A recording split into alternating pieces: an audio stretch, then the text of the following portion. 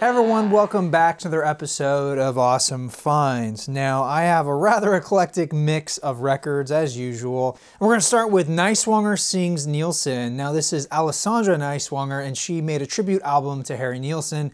It's sort of a cross between 1920s and alternative folk. She's got a very unique style. I love her phrasing.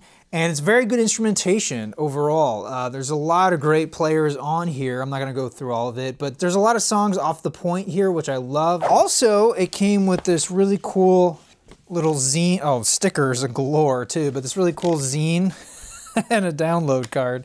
Man, everything's dropping out.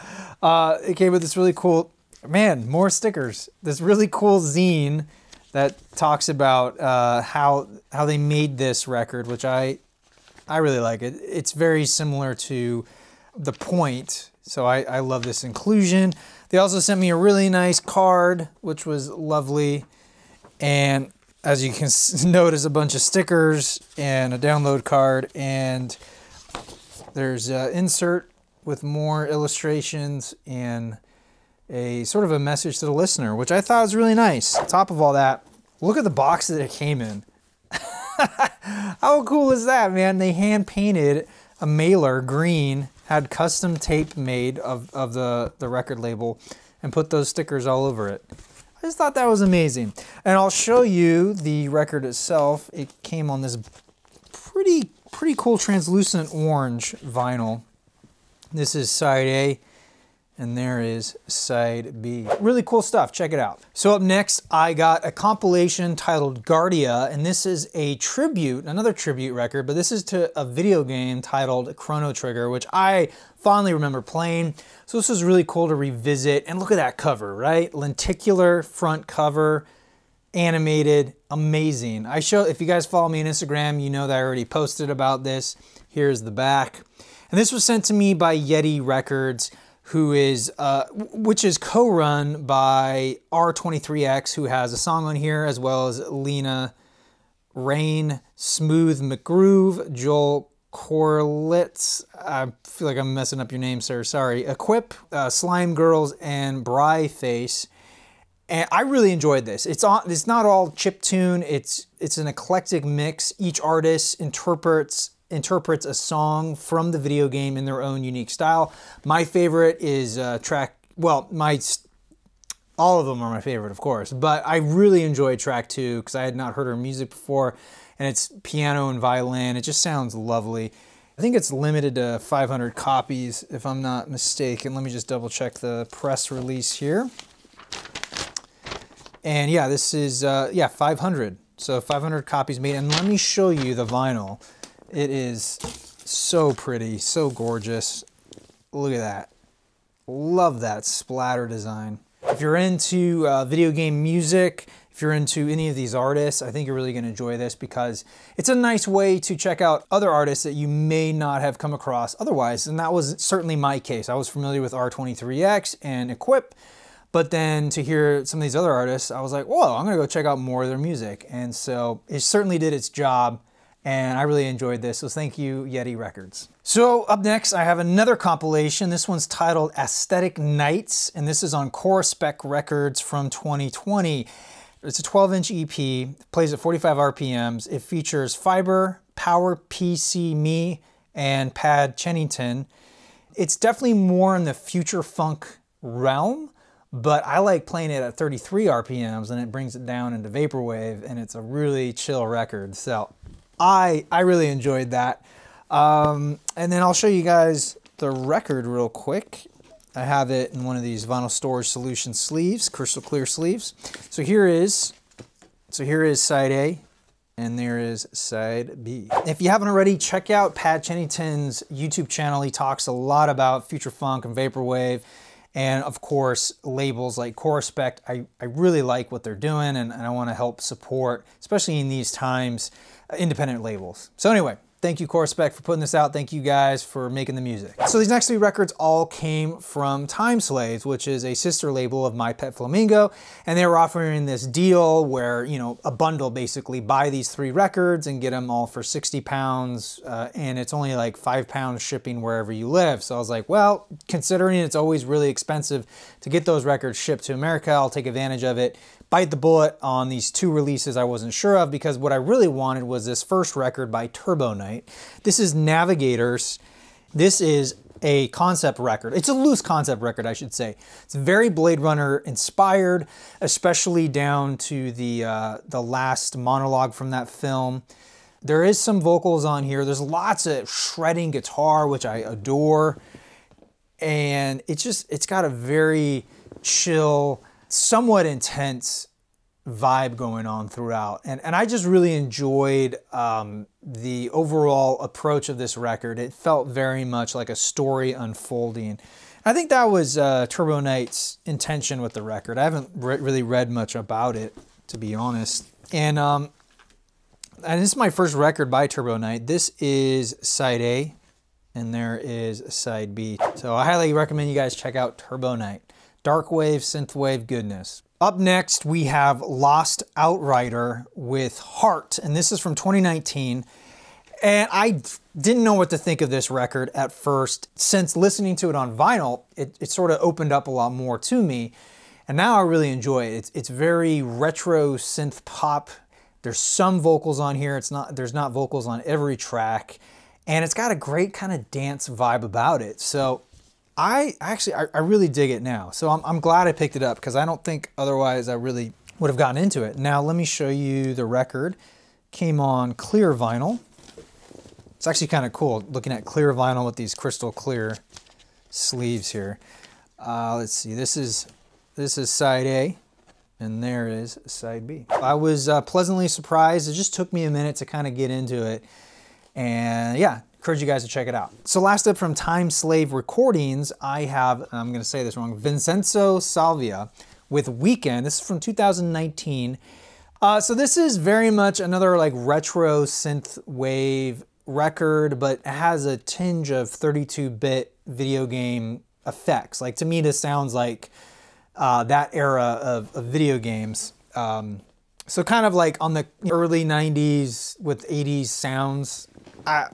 That's the best I can describe it. It's pretty cool stuff. I mean, at first I didn't know what to think of it, but then I kind of fell into the groove of it, and it's cool. It's all instrumental stuff. I'll show you guys the record here. It's on this really nice kind of off-white vinyl. There is side A, and there is side B. I highly encourage you guys to check out his music. Up next, I have Bob Dylan's 5th album, Bringing It All Back Home, from 1965. This was another one of these Nick Drake connections. People have said, who knew him, said he really loved Bob Dylan, but especially this record. So I wanted to check it out and sort of get to know Nick a little bit better.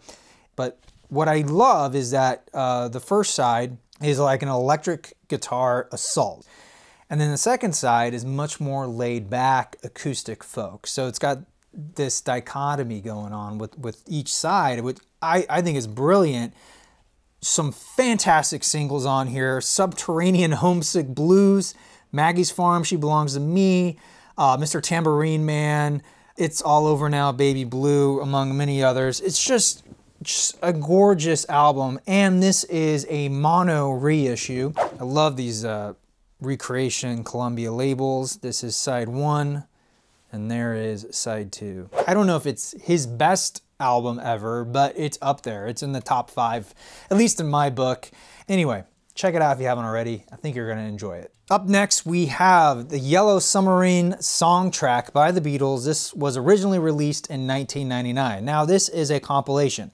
If you remember from my last episode of Awesome Finds, I talked about the original soundtrack and how I didn't exactly fall in love with that record, but this one takes the cake. It's a great compilation. This is a later repressing, I forget the year, but when it originally came out, they did press it on yellow vinyl. I have the black vinyl version, and I'll show you that right now.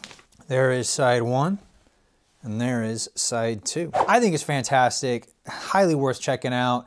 At the very least, listen to it online. I think you'll enjoy the compilation. All right, following suit, I have Kind of Blue by Miles Davis, originally released in 1959.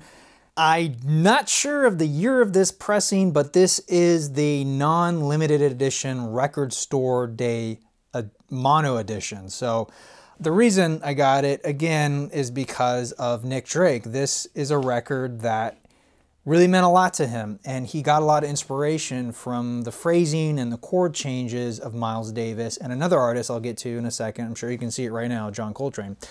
This is a fantastic record. I don't need to tell you that. I mean, most people have heard of this record, even if they've never even heard it.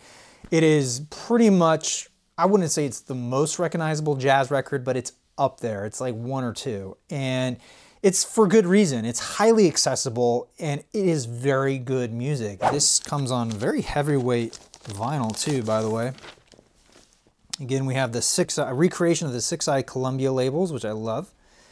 And there is side 2. In terms of the sound quality, this sounds great, but I know everyone has their own opinion on what the best pressing is, whether it be stereo or mono.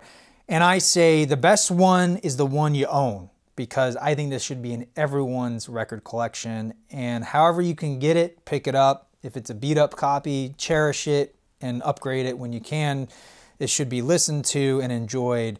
And yeah, I should practice what I preach, because it took me long enough to own my own copy, but I love this record. So next up, I have Giant Steps by John Coltrane from 1960 on Atlantic Records. This is a relatively recent repress, but it's the mono version. And I don't know, there's something about jazz, this era jazz and mono, that just sounds so alive, and this record is no exception. This is a record that you put the needle on and it just flies, man. And I'll show you the record. This is pretty heavyweight vinyl. This is side 1, and there's side 2 with those great Atlantic labels. Man, so classy. This is a great record to pick up if you don't already have it. I highly recommend it. So last up, I have the Presidents of the United States of America with their debut release from 1995. This is the brand new 2020 official vinyl release. Now, there was a couple of original pressings when this album first came out, but they were very limited and only in certain countries, or I think only 2. So it never really had, at least to the band members' minds, the true vinyl release, and that's what this is. I adored this album when it came out. Every song felt different from the last, such variety, and of course these huge hits like Lump and Peaches, and then Weird Al did a parody of them, and yada yada yada. It's just all these things that I love rolled into one. And so it was fun going back to it, especially on vinyl, because I never owned it on vinyl. I mean, the original pressings are very hard to find. They're kind of expensive in the $100 range. And so to get this was really cool. And it's on this brilliant color vinyl. I'll show it to you real quick if I can fish it out. Look at that. It's this slightly speckled green, kind of puke swampy green. There's side A, and there is side B. These will be made available in black vinyl later in 2020, say around November is what they said. It also came with this insert, which was, it's just a reprint of of the front cover, but it does say PUSA 25, which means it's the I guess it's the 25th anniversary of this record. Oh my goodness, I didn't realize. And it's funny because I always called them Pot USA, but I guess yeah, PUSA is how you abbreviate it. I don't know. I make up things in my own head. Regardless, really enjoy this album. The hits are great, but the rest of the songs I think will keep you listening to the very end. Check it out if you haven't already. If you have, revisit it if it's been a while, because it still holds up quite well. All right, everybody, that will do it for today. As usual, please leave your comment. Let me know what you think of these releases. If you're planning on picking up any of these, let me know. Until then, thank you so much for watching. I'm your Vinyl Geek, and I'll catch you on the flip side. Hey everybody, thanks again for watching this video. Now, if you want to see more awesome finds, I put a playlist right there, as well as a video that YouTube will choose for me.